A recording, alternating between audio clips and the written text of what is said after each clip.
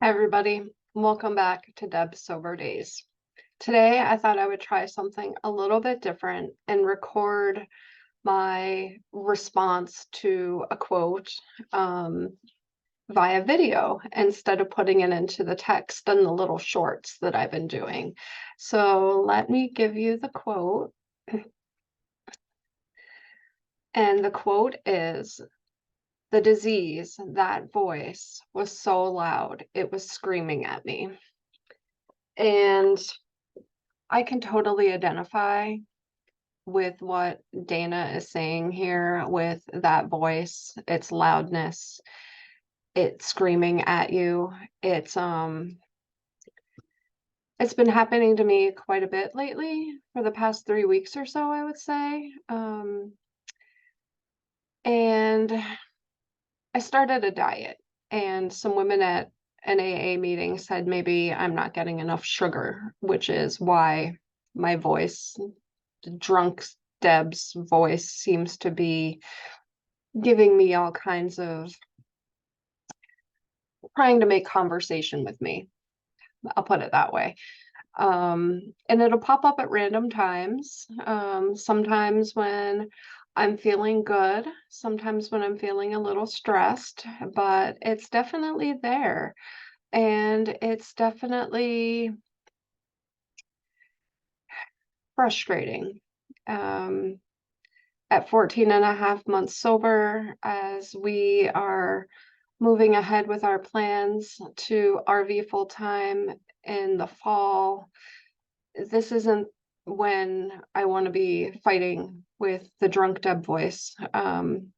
But there it is, it's in there. And so when it happens, I'm fortunate enough that I have developed some skills, some coping skills that I'm able to employ to kind of tell that voice to be quiet, to go away, that it's not the real me. That's not my real voice. And so when the drunk Deb voice, the alcoholism, pops into my head to say, "Oh, Kirk's out doing something. He's going to be gone for a couple hours. You could totally walk down to the corner bar and have a quick one, or to the liquor store that's only another block away and bring something home so you have it for those quick times." Or ironically enough, one of my AA meetings is right across the street from a bar. And the drunk voice, the alcoholism will say, why don't you just pop in there real quick before the meeting or after the meeting? Nobody will know. Well, of course they would know. But that's less important to me than the fact that I would know. I haven't worked so hard to get 440 days sober to throw away everything that I've worked for. And it comes up a lot in meetings, and my alcoholism is trying to come into my head during meetings, and that's what's really infuriating. I could be sitting listening to some really great shares, and it'll just be there. Yeah, all this bad stuff will happen to you again, but I'm worth it because I'm the one you really want. I'm what you really want. This is what alcoholism is saying to me. And it's terrifying.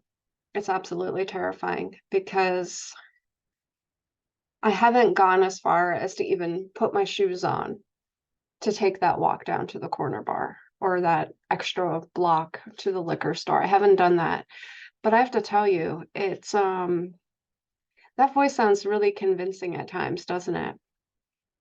So I guess my question to you, if anyone is even out there, is how do you deal with the voice of alcoholism in your head? Do you subscribe to the move a muscle, change a thought philosophy? Do you talk back to it and say, no alcoholism, you don't have me? Um, I was on a medication to help me with cravings that I went off of, and I'm restarting that to see if that will help. I personally don't have a problem with medical assisted treatment. If it works for me and keeps me from taking a drink, I will do it. Um, I don't have any qualms about that. So that's one thing I am doing. I do sometimes talk back to the voice of alcoholism in my head and say, no, this isn't right. This isn't who I am anymore. But it is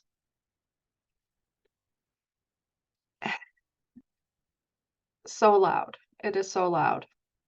And for a very long time, when I was in the depths of my alcohol problem, I know that alcoholism was talking to me all the time, but it didn't seem as loud because I construed it as my natural voice.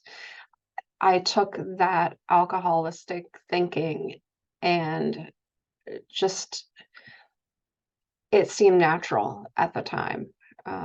It's not natural anymore, and maybe that's why it seems so loud to me and obtrusive and not natural anymore. So I'm glad that I recognize it, and I really hope that it goes away soon. And if it doesn't, that I'm better able to emotionally manage how it makes me feel when it comes up because it's draining. It's emotionally draining. When I try and argue with it, sometimes it's physically draining. It's kind of depressing because when I feel that little bit of depression creeping in, I know that some of that voice is maybe gotten a little more of a foothold in my way of thinking that I'm not really comfortable with. So I'm recognizing it, which is huge. I need to give myself credit for that. But yeah, the alcoholic voice is something to be reckoned with. And if you are struggling with this, please share with me how you are adapting, how you're coping. I hope that you are doing better every single day. And I'm going to share that quote with you one more time so that we can take a look at it together. I don't know where my quote went. So there it is. The disease, that voice was so loud, it was screaming at me. So that's the quote. That's what I've been reflecting on. Please reflect back, share your opinions, your thoughts, your ideas.